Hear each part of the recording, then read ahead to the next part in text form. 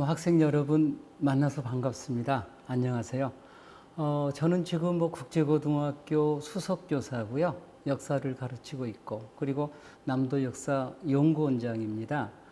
30년 가까이 우리 지역의 역사를 들여다보고 살아왔는데요. 제가 썼던 책 중에 이제 강주의 기억을 걷다, 또 남도의 기억을 걷다를 썼고, 그리고 지금 전남일보의 그 노샘의 남도 역사 얘기를 쓰고 있습니다. 그래서 우리 지역의 역사를 20, 30년 쭉 들여다보고 살아왔는데요. 오늘은 여러분에게 우리 지역 사람들의 정체성, 강주 사람들은 어떤 정체성, 다르게 말하면 아이덴티티라고도 얘기하는데요. 문화적 경향이랄까? 이게 뭘까?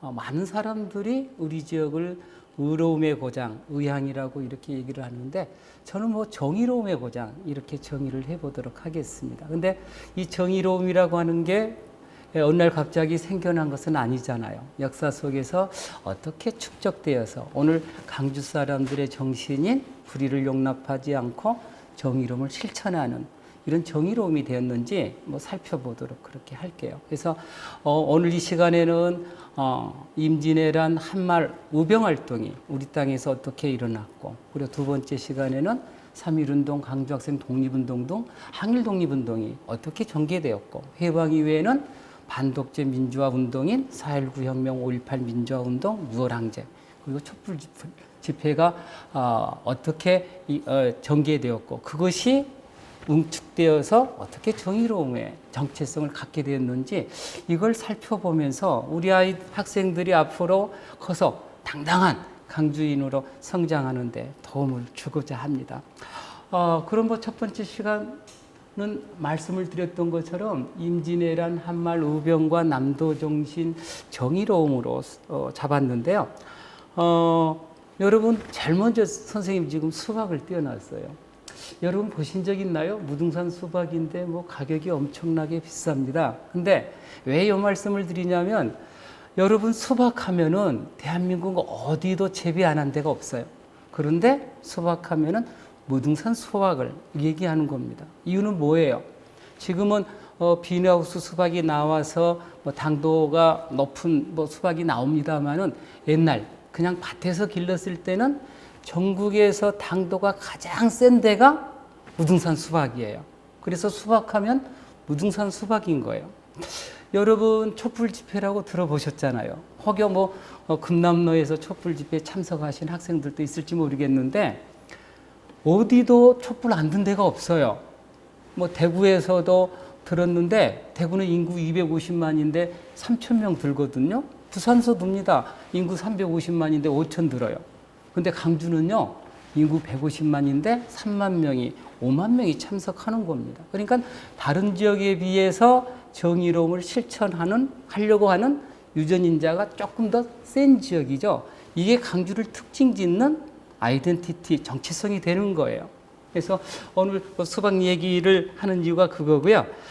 여러분 조금 이제 어려우신 분 한 분 제가 소개하려고 그래요. 지금 유인석 우병장을 화면에 띄웠는데요. 아시는 학생들도 있을 것 같아요. 한말 제천 우병장, 그러니까 최초의 우병장이면서 최후의 우병장이셨던 분인데, 이 유인석이라고 하는 분이 대표적인 그 위정척사 운동가이면서 유생인데, 전국의 유생들에게 처변 3사, 좀 어렵죠.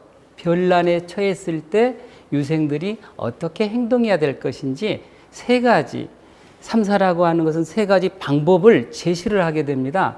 첫 번째가 여기 나와 있는 거의소청, 좀 어렵잖아요. 거의, 우병을 일으켜서 왜적을 소탕해라.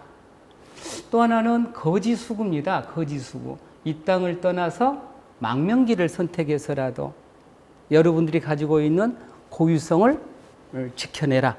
그리고 세 번째가 자정수지라고 하는 거예요. 좀 어려운 말이잖아요. 자정이라고 하는 것은 스스로 목숨을 끊어서 그 뜻을 지켜라. 유인석 우병장은 몇 번을 행동했을까요? 1번이죠. 제천 우병장이니까. 그리고 최후에 연해지로 들어가서 13도 우군 창의 대장이셨으니까 거의 소총을 선택합니다. 근데 여러분 보세요. 제가 왜 이 말씀을 드리냐면, 경상북도 수도가 지금 안동이에요. 안동에 가면 경상북도 독립운동 기념관이 있는데 이런 게 이제 자랑을 하잖아요. 아이쿠, 앞으로 다시 볼게요. 전국에서 자정 순국자가 가장 많은 곳, 자정이란 말이 나오잖아요. 다른 말로 말씀을 드리면 전국에서 그 뜻을 지키기 위해서 자결하신 분이 가장 많은 곳, 이런 뜻이에요. 그래서 거기 가면은 자정순국자 13분의 입회를 모시고 있는데, 여러분 조금 어렵지만 선생님이 질문 하나 해볼게요. 만약 강주 사람이라고 한다면, 전라도 사람이라고 한다면 3번 중에서 몇 번을 많이 택할까요? 여러분 뭐 생각을 해보셨나요? 저는 거의 소총, 아까 경상도 사람들이 자정 치명이라고도 해요. 자기 목숨을 끊어서 뜻을 지키는 사람이 많았다고 한다면 전라도 사람들은 거의 소총 쪽에 많은 사람들이 행동으로 의병을 일으켜서 실천했을 거라고 생각을 합니다. 그러니까 같은 대한민국이지만 강주와 대구의 분위기가 많이 다르다는 거예요. 이걸 우리는 정체성이라고 얘기를 하는 겁니다. 우리 지역은 한마루 의병 얘기하기 전에 이분을 꼭 말씀을 드리고 가고 싶어서 제가 소개를 합니다. 남도정신 정의로움 출발은 과연 어디일까? 어떤 선생님들도 어디라고 얘기할 수는 없어요. 그런데 오늘 강주 서구 출신이신데 이분은 절골에서 태어나십니다. 박상, 눌제 박상. 그래서 강주에 눌제로도 있는 거예요. 여러분 연산군이라고 하는 임금 아시잖아요. 폭군. 근데 연산군은 또 여자도 엄청 밝혔던 군주로도 알려져 있어요. 그래서 전국 방방곡곡에 예쁜 여자를 추천해주는 관리를 파견하는데 이걸 최홍사라고 그래요. 나주에 와서 우불이라고 하는 천출의 딸을 추천했는데 연산군의 마음을 사로잡아. 그래서 후궁이 됩니다. 그러니까 우불이가 자기 딸이 연산군의 후궁이 되니까 나주에서 나쁜 짓은 다 하는 거예요. 남의 여자 겁탈하게, 남의 땅 빼앗기. 그런데 전라도 관찰사 나주 목사도 자기 딸이 후궁이니까 손을 못 대는 거예요. 그때 전라도사에 부임하신 분이 강주 출신 박상인데, 전라도사는 5품 정도의 벼슬인데 지방간하의 관리들을 감찰하시는 직책을 가지신 분이에요. 우불이의 나쁜 소식을 듣습니다.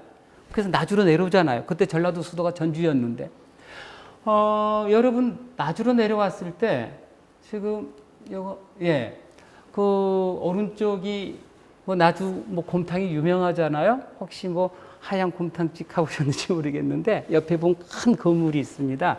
이게 금성관이라고 하는 객사예요. 서울에서 또는 전주에서 관리들이 내려오면 묵었던 숙소인데, 가운데 뭐가 있냐면 임금을 상징하는 골이라든가 궁궐할 때 골, 그리고 이 어전할 때 전, 그래서 골패나 전패를 모시고 있는 집이기 때문에 이 금성관은 임금이 머무르는 가상의 집, 그래서 제일 큰 거예요. 아무튼 여기에 이제 박상이 내려옵니다. 그러니까 나주목에 있는 아전이 난리가 난 거예요. 왜? 불이 나쁜 짓을 다 하는, 여러분 아까 말씀드린 우불이라고 하는 사람하고 불의를 용납하지 않는 거든 성격을 지닌 박상이 내려왔으니 곧 한판 붙게 생겼잖아요. 어쩔 수 없이 자기 임무니까 박상한테 가서 귓속말로 아전이 이렇게 얘기합니다. 언제 우불이님께 인사가시겠습니까? 그러니까 박상이 큰 소리로 호통을 칩니다. 우불이 놈을 당장 잡아오너라. 그래서 그 우불이를 잡아다가 권장에 매달아서 쳤는데 금성관에서 우불이가 뻗었죠. 죽어버립니다. 이게 유명한 우불이 격살 사건이라고 하는 거예요.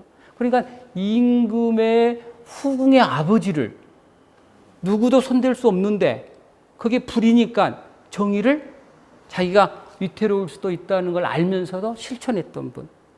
그런데 결론만 말씀을 드릴게요. 이 사건은 곧바로 연산군이 쫓겨나고 중종이 왕이 되는 중종반정이 일어나면서 유야무야가 되는 거예요. 근데 10년 후에 또 일어납니다. 2라운드가. 여러분 조선왕 임금 중에서 중전이 3명인 사람은 중종뿐이에요. 근데 가장 불행한 여인이 중종의 첫째 부인 신비라고 하는 사람, 신씨라고 하는 사람이에요. 왜냐하면 여러분 중종은 원래 이임금의 순번에 있었던 사람일까요? 아닐까요? 아니잖아요. 연산군의 이복 동생. 그러니까 연산군이 폭군이 아니었더라면 연산군의 아들이 왕이가 됐을 거잖아요. 이복 동생. 그래서 왕이 됩니다.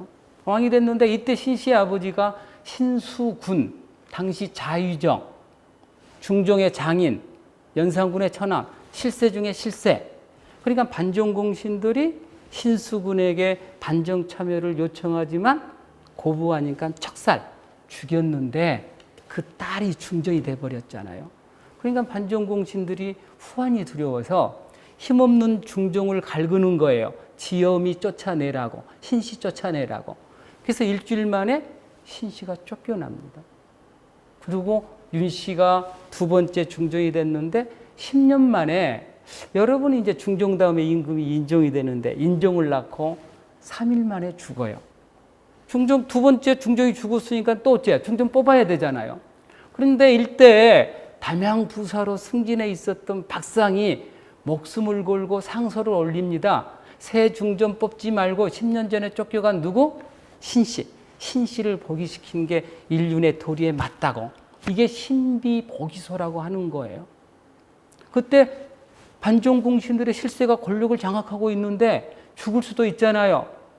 그러면서 상소에 뭐라고 쓰냐면 반정공신들이 조선왕조의 기틀 바로잡는 공 인정하지만 지아비로 하여금 지엄이를 쫓아내게 해서 인륜을 파기한 죄가 더 크므로 반정공신 제주시옵고 신비를 복위시키옵소서 전하. 난리 났겠죠.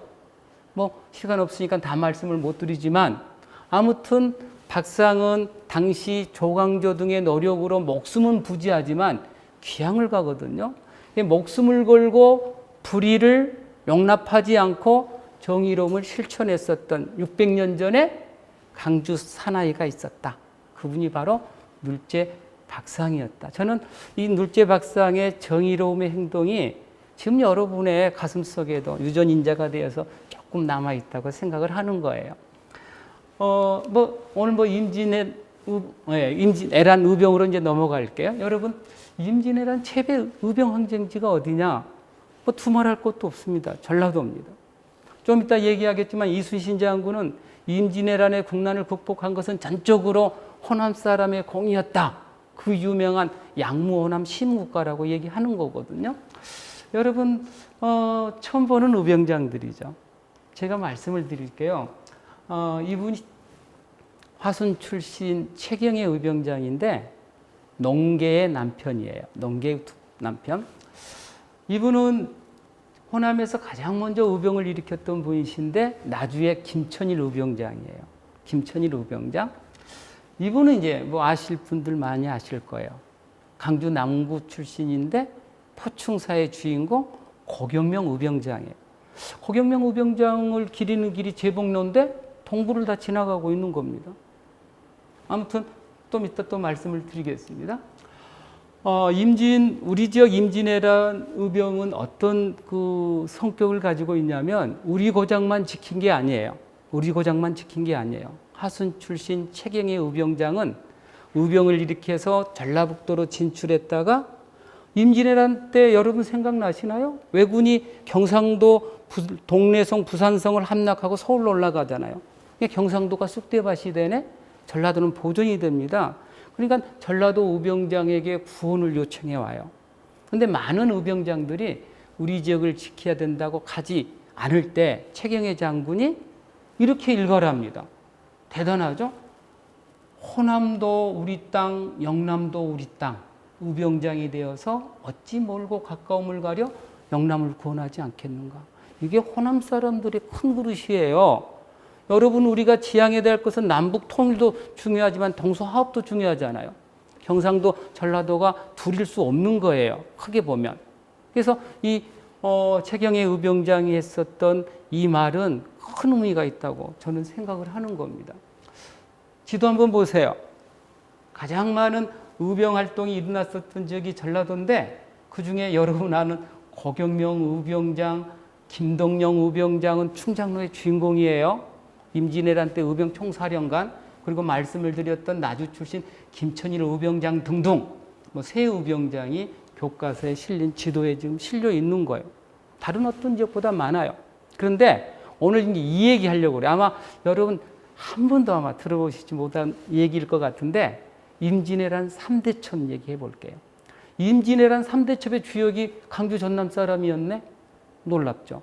여러분 일단 임진왜란 3대첩은 어디일까요?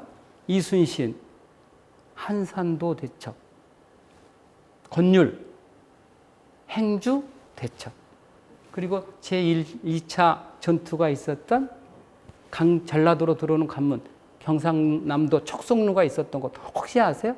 진주성 대첩 전투. 여러분 이거 보세요.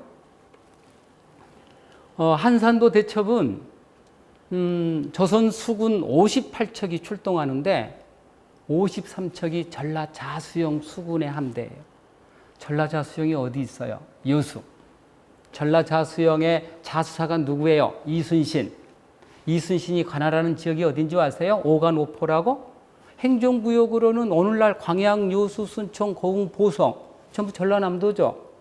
그리고 4개, 5개의 수군기지를 관할하게 되는데 여수에 하나, 공에 3개가 있어요. 4개가. 그러니까 방금 말씀을 드렸었던 광양, 여수, 순천, 고흥, 보성 사람들이 전라도 자수영의 수군의 주력이 되는 거예요. 선생님이 확인해 보니까 90몇 %가 다 전라남도 사람들이에요. 그러니까 한산도 대첩 58척 중에 53척이 전라자수영 수군인데 누가 싸워요? 이순신 싸운 건 아니잖아요. 누가 노졌고 누가 대포 쏴고 누가 활을 쏴서 이겨내요? 전라도 수군들인 거예요. 그래서 여러분 전라도는 우스갯소리 하나 할게요. 수도가 굉장히 많아요. 보성 갔더니 보성은 녹차의 수도. 고흥 가니까 뭐라고 써놓은지 아세요? 고흥은 우주항공의 수도. 조금 더 들어갔더니 이렇게 써놨대요. 고흥은 임난 극복의 성지. 그 말 이해할 수 있나요? 전라자수영 수군의 70% 이상의 주력 부대가 고흥 사람들이었다. 그 자긍심인 거예요. 그걸 아는 게 매우 중요한 거예요. 덤으로 하나 얼른 더 말씀을 드릴게요. 왜 일본 애들이 왜군이 한 달 만에 한양을 점령하고 한경도 그 평양도까지 올라갔는데 압록강을 건너지 못한 줄 아세요? 건너지 못하고 1년도 안 돼서 쭉 경상도로 다시 내려와서 운구하다가 일본으로 철수한 줄 아세요? 결정적인 것은 그거예요. 보급로가 차단되었다. 우리나라 엄청난 산악국가예요. 그러니까 부산항에다가 일본에서 가져온 쌀, 달구지에 싣고 서울 올라갈 수가 없어요. 우리나라 엄청난. 그러니까 보급로 루트가 어딘 줄 아세요? 배에다가 수백 척 싣고 서남 연해안으로 올라오면서 영산강, 금강, 한강, 대동강으로 올라가야 되는데 누가 막아버려요? 전라자수영 수군들. 그 사람들이 누구예요? 전라도 수군들이라니까요. 두 번째요. 권율, 행주대첩. 권율이 어떤 분이시냐면 안동 분이세요. 일단. 그런데 임진왜란 당시에 강주 목사예요. 우리가 지금 강주 목사. 그래서 고경명 장군이 금산전투에서 전사할 때 이치전투에서 큰 공을 세워서 전라도 관찰사, 지금 같으면 전라남도 도지사가 돼요. 그리고 전라도 순찰사를 겸해요. 지금 같으면 강주 31사단 사단장이 되는 거예요. 그러니까 전라도 관군, 다시 말하면 육군을 이끌고 올라가서 전투했던 데가 행주대첩이라니까요. 여러분 얘기 들었죠? 어머니들이 치마에다가 돌 날라서. 근데 이것은 물론 관민이 합심해서 많은 부녀들이 도와준 것은 사실이지만 팩트는 아니에요. 우리가 이길 수 있었던 것은 일본보다 더 화력이 센, 지금으로 말하면 뭐예요? 기관총 같은 거, 화차.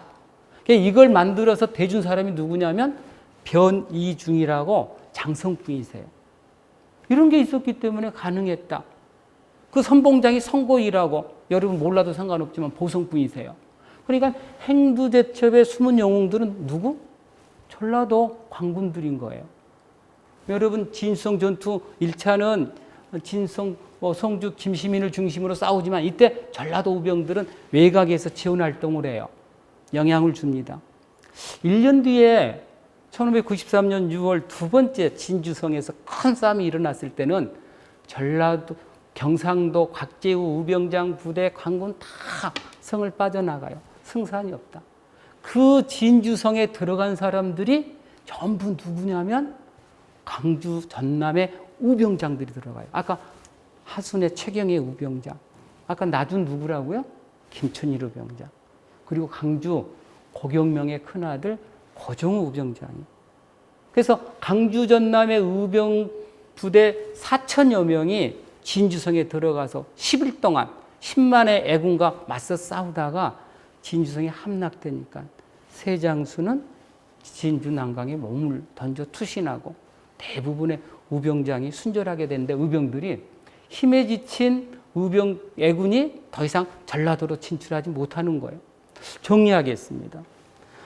임진왜란 때 3대첩, 한산대첩은 전라도 수군들이 숨은 영웅이었고, 그리고 행주대첩은 전라도 관군이었고, 진성 대첩과 전투는 전라도 우병들이 결정적인 역할을 수행했다. 더 결정적인 역할을 수행한 것은 왜군의 보급로를 차단했던 전라도 수군이었다. 그래서 어땠어요? 임진왜란의 국난을 극복할 수 있었다. 그래서 말씀을 드렸던 것을 간략하게 정리해 보도록 그렇게 하겠습니다. 이순신 수군은 왜 강했을까? 여러분 그 어떤 뭐 전술 전략만으로는 싸울 수 없잖아요. 여러분 아시는 것처럼 우리 함대에는 대포를 장착할 수 있었고 일본 외선에는 대포가 없었다. 말씀 하나 드리고요.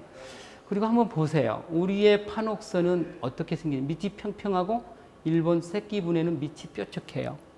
일본에서 건너와야 되기 때문에 일본은 속도가 매우 중요했기 때문에 이런 형태를 취할 수밖에 없는데 일본 배의 결정적 약점은 속도는 빠르지만 대포를 장착해서 쏘면 배가 충격으로 전복이 됩니다. 그래서 대포를 장착할 수 없는 거예요.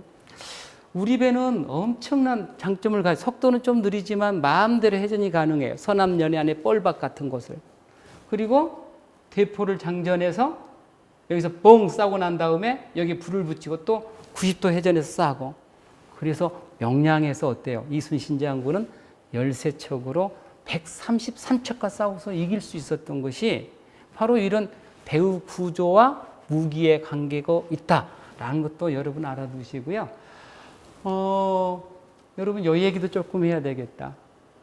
1762로 437이 뭔지 아세요? 혹시 뭐 명량 영화 보신 분 있나요? 네, 명량 영화를 보았던 관객수. 우리나라 1000만이 넘은 게 몇 개인데 그 중에 짱 1등이 명량인 거예요. 명량.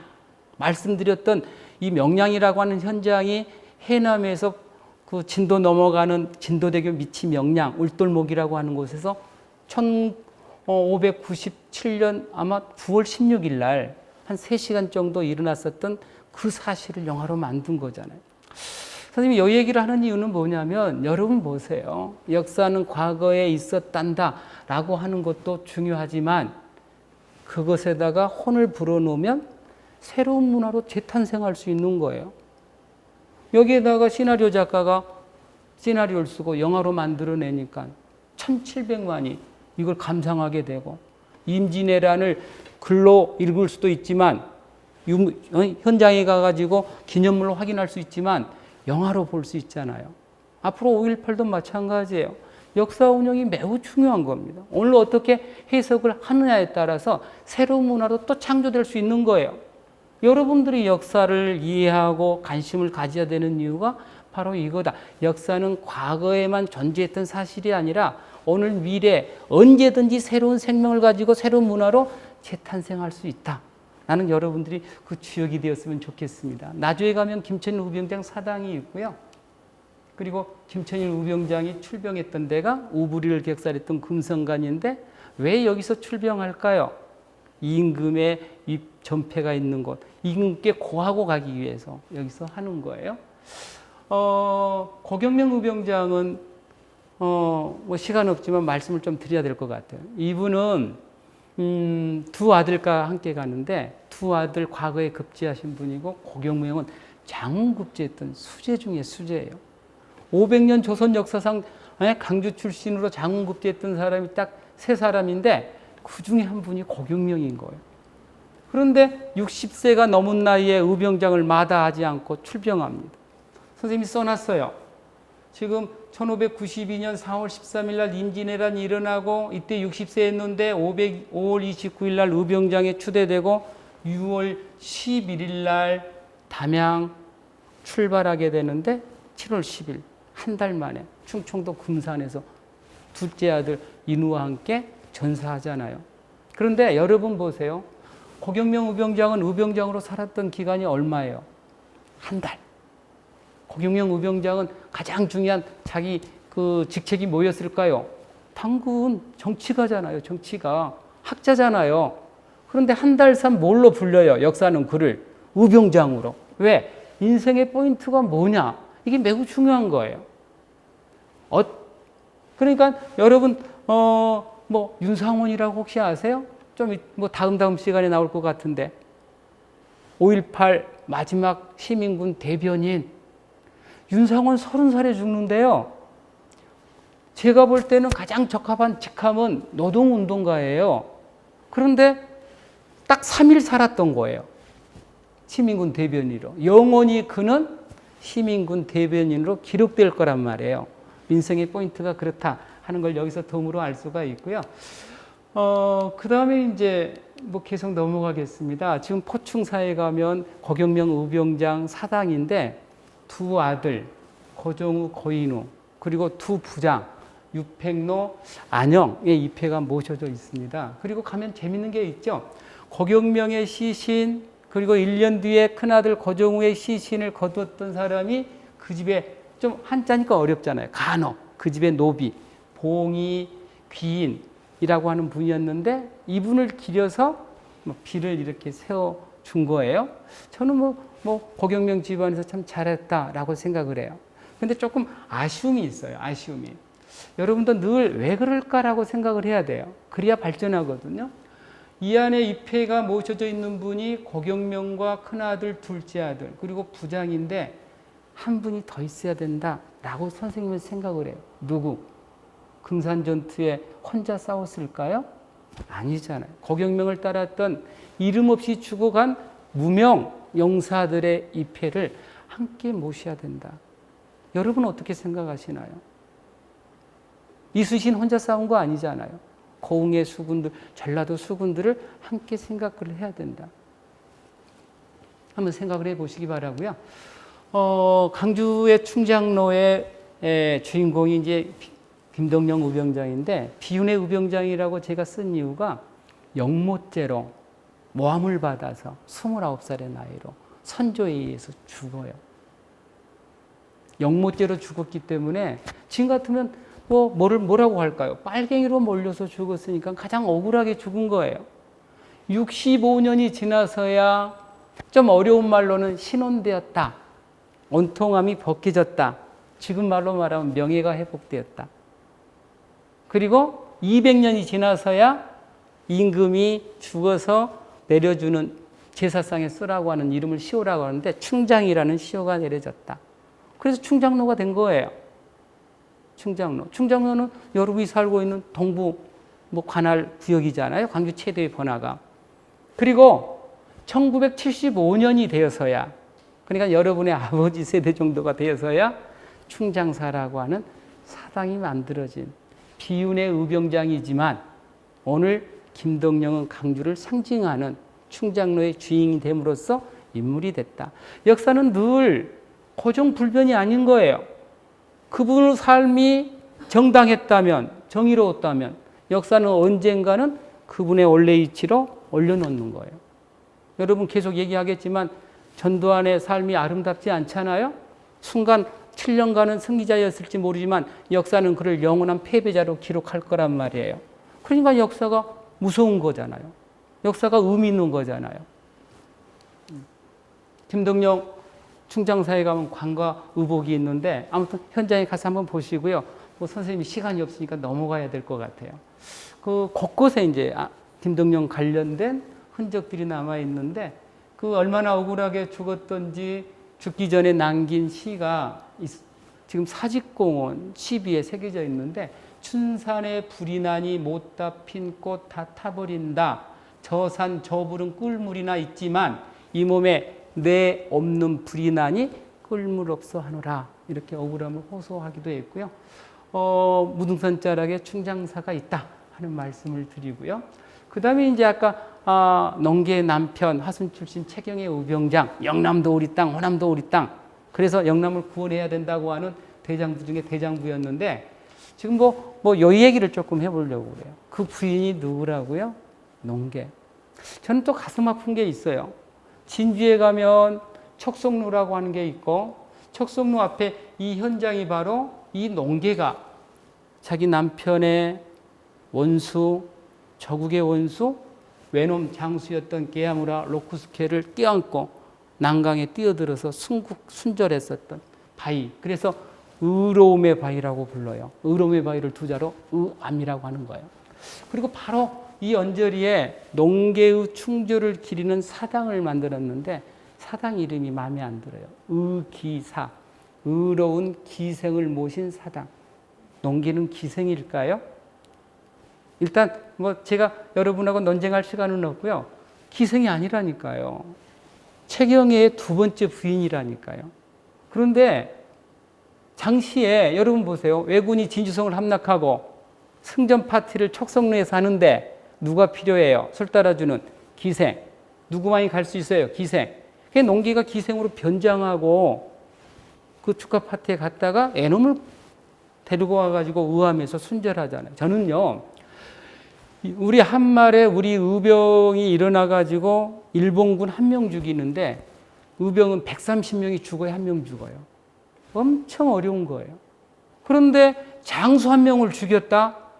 대단한 사건이라고 저는 봅니다. 그래서 농계를 이제는 뭐라고 불러야 되냐면 항일열사라고 재평가하는 것이 맞다라고 선생님은 생각을 합니다. 그래서 여러분 이제 임진왜란을 정리를 해야 될 것 같은데요. 임진왜란은 한마디로 말씀을 드리면 방금 말씀드린 대로 호남 사람들이 국난을 극복한 1등 공신이었다. 그래서 이순신 장군이 편지에다가 양무호남 시무국가라고 쓰는 거예요. 만약 호남이 없었다면 국가도 없었을 것입니다. 임진왜란의 국난을 극복한 가장 큰 공은 호남 사람들의 몫입니다. 이렇게 정리할 수가 있습니다. 그래서 임진왜란 최대 의병 항쟁지가 우리 지역이었고요. 한말 의병은 더 끝내줍니다. 아무튼 의병이라고 하는 것은 뭐냐면 정의로 일어난 민군인데 의병은 박은식 선생이라고 들어보셨을 거예요. 임시정부 대통령을 지내신 분이기도 한데 의병은 독립운동의 도화선이 됐다. 매우 중요한 얘기예요. 그 다음에 성패로서 논할 수는 없는 거다. 아까 얘기한 대로 큰 성과가 없었고 많이 일본군에게 죽음을 당했다고 해서 의미가 없는 게 아니라는 거예요. 성패로서 논한다면 그건 안 된다. 이렇게 말씀을 하셨고요.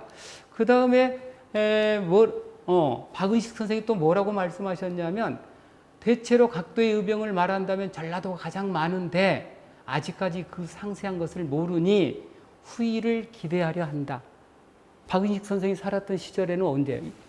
일제 치하잖아요. 그런데 당시에는 전라도가 가장 많은 것 같은데 알 수 없다. 해방 이후에 확인해 보니까 교컷에 실린 거예요.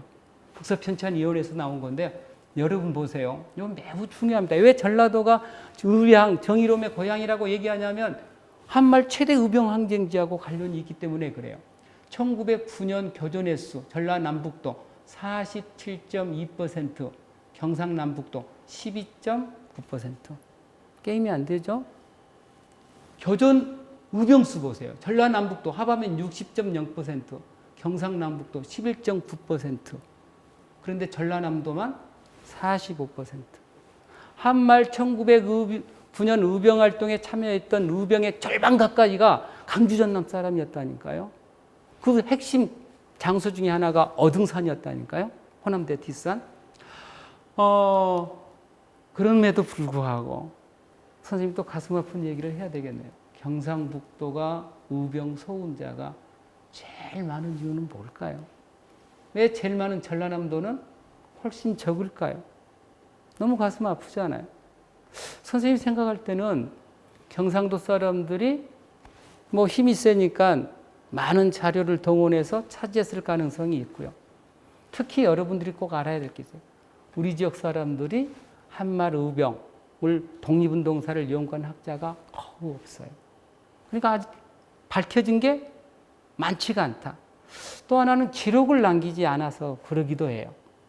뭐 심남일 의병장 같은 경우는 진지록이라고 하는 걸 남겨서 누가 어느 전투에서 전사했다라고 이름을 남깁니다. 그 사람들은 다 독립유공자 소원을 받지만 이름 없이 죽어간 의병들이 너무 많았다. 아무튼 안타까운 거고 여러분들이 관심 있으면 또 연구를 해보시기 바랍니다. 전라도는 최대 의병 항쟁지입니다. 그래서 1909년 지도에 보면 어느 지역도 의병 항쟁지 아닌 것이 없다 해서 기타 봉기지로 이렇게 전체를 색을 칠해서 해놨고요. 그런데 여기에 있는 의병장, 최익현, 임병찬, 기우만 선생님 별로 마음에 들지 않아요. 우리 지역의 최대 의병장들이었던 8대 의병장이 있는데 뭐 여러분 들어봤는지 모르겠어요. 강주공원의 심남일 의병장, 순졸비가 있어요. 심남일. 전라북도 임실 출신의 전해산 의병장, 교과서 본문에 실리고 있는 보성 출신의 안규형 의병장, 광주 북구에 아실는지 모르겠는데 설중로 서암로라고 하는 도로가 있어요. 서암로의 주인공 양진여, 설중로의 주인공 양상기는 부자 의병장이에요. 이런 분들이 들어가야 되는데 들어가 있지 않아서 선생님은 의병지도는 다시 그려져야 된다라고 생각을 합니다. 아무튼 전라도 의병이 최대였으니까 일제는 전라도 의병을 처치하지 않고서는 조선을 삼킬 수가 없습니다. 그래서 1909년 9월 1일부터 10월 25일까지 전개되었던 작전이 이름은 남한폭도 대토벌 작전이지만 여러분 보세요. 당시의 작전들을 보면 전라도 의병 대토벌 작전이었고 이때 500여 명의 전라도 의병이 전사하고 1,500명 이상이 체포되면서 전라도 의병이 막을 내리게 돼요. 전라도 의병이 막을 내렸다는 것은 대한제국의 운명이 끝났다는 것을 의미하는 거예요. 이때 일본 애들이 의병장들을 찍은 그 사진을 남겨놨는데 이게 이제 교과서에 실려 있어요. 고등학교. 아마 중학교도 선생님 보니까 실려 있는 것 같은데요. 이분들 보면은 방금 말씀드렸던 강주의 양진여 의병장, 그 다음에 강주공원의 심남일 의병장 순절비가 있는 주인공 심남일, 교과서에 실렸던 안규용 등 이 교과서에 실린 의병장들의 모든 사진 속의 인물들이 강주 아니면 전남 의병장인 겁니다. 우리 지역 최대. 그래서 아까 말씀드렸던 것처럼 일제는 그 의병 전라도 폭도사에 전남 폭도사에서 전라도 의병을 세 시기로 나누었는데 제1시기에 거계, 일제가 표현이 거계, 수계, 우리 말하면 최대 의병장은 최익현, 고광순, 기사면이고 2기는 김태원, 김유리고 3기는 전해산, 신남일, 안규용이라고 얘기를 했는데 여러분들 조금 이제 이름이 어렵잖아요. 처음 듣잖아요. 왜? 우리가 우리 지역 의병장들의 얘기를 한 번도 들어본 적이 없잖아요. 한두 사람만 기억을 해 두시기 바랍니다. 아까 한평 출신 심남일 의병장 이 순절비가 강주공원에 있다. 뭐 이렇게만 말씀을 드리고요. 다만 대토벌 작전 때 가장 늦게 체포되신 분이 심남일 의병장이신데 아이쿠 이분이세요. 이분 화순 풍치골에서 체포가 되셨는데 이것도 하나 더 봐두셔야 되겠다. 풍치골에서 누구랑 같이 그 선봉장이었던 분이 이분이에요. 강무경. 이름을 몰라도. 근데 이분 좀 알아두실 필요가 있어요. 이 강무경의 부인인 양방매인데 최초의 유일한 여성 의병장이세요. 그래서 여성 의병장으로 독립 훈장을 받으신 분인데 이분 보세요. 여러분 뭐 이거 보셨나요? 유치원 다닐 때 봤나? 미스터 션샤인.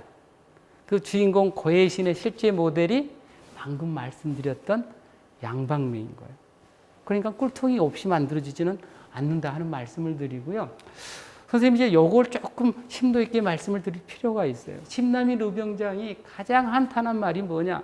선생님이 우리나라 독립군이라든가 의병들 들여다볼 때 가장 가슴 아픈 건 뭐냐면 일본군하고 싸우다 죽은 사람보다도 같은 민족이 고발해서 일본에게 알려주어서 밀정, 토해들이 공격을 받아서 죽은 의병장 독립군이 훨씬 많아요.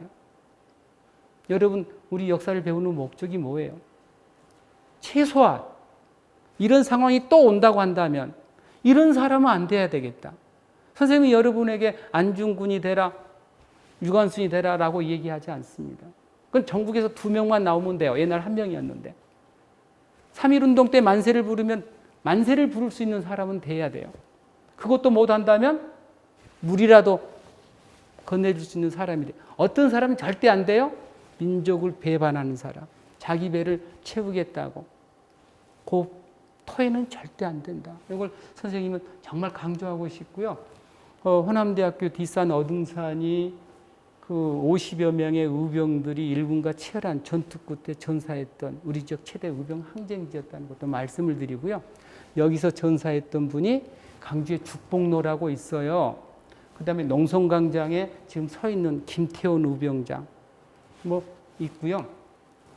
그 다음에 이제 이분 정도 말씀을 드릴게요. 아까 말씀드렸던 양진여 양상기 부자 의병장이에요. 우리 역사에서 보면 아버지 아들이 의병장 된 경우 많이 있어요. 형 동생이 의병장이 된 경우도 많이 있어요. 근데 아버지 아들이 함께 교수형에 처해진 경우는 이분이 유일해요. 아버지는 1910년 5월 30일, 아들은 8월 1일 대구 감옥에서 교수형에 처해집니다. 이분들을 기르는 도로가 강주에 서암로, 설중로가 있다. 북부에 있기는 하지만 이거 말씀을 드리고요. 여러분 어떠셨나요? 우리 지역은 불의를 용납하지 않는 정의로움의 지역이었다. 임진왜란 최대 의병 항쟁기였고 한말은 말할 것도 없었다. 이러한 항일운동이 독립운동으로 이어지고 그리고 해방 이후 반독재 민주화 투쟁으로 이어졌던 것이고 그러한 정체성이 나도 모르게 여러분의 가슴속에 스며 있다고 생각을 합니다. 그래서 정리하면 강주를 포함한 남도는 임진왜란 한말 최대 의병 항쟁지였다. 강주 정신의 정의로움은 앞으로는 어떻게 돼야 되느냐? 이게 앞으로는 인권, 평화, 통일 정신으로 계승 확산돼야 된다. 그대로 머물러서는 안 된다는 것이죠. 그리고 강주 정신인 정의로움이 여러분에게 가져다 준 선물은 뭘까? 저는 당당함이라고 생각합니다. 우리 선배들은, 강주의 선배들은, 전라도 선배들은 정말 정의롭게 살았어요. 당당합니다. 이 당당함을 가지고 서울에 가든 전 세계 어디에 가든 강주인으로 살아가는 것이 필요하다. 옛날 선배 중에서는 서울에 올라가면 전라도 사람이라는 것, 강주 사람이라는 걸 부끄럽게 생각하는 사람들도 있었어요. 그런 사람들이 있으면 안 됩니다. 여러분 보세요. 내 아버지 어머니가 고등교육은 받지 못했다 할지라도 월급은 적다 할지라도 내가 가장 존경한다고 생각한다면 가장 자긍심이 생기는 거예요. 근데 내 아버지 어머니를 부정하고 내 고장의 정신을 부정한 사람은 당당할 수가 없는 거예요. 오늘 첫 시간은 여기서 마치도록 하겠습니다. 두 번째 시간에 뵐게요.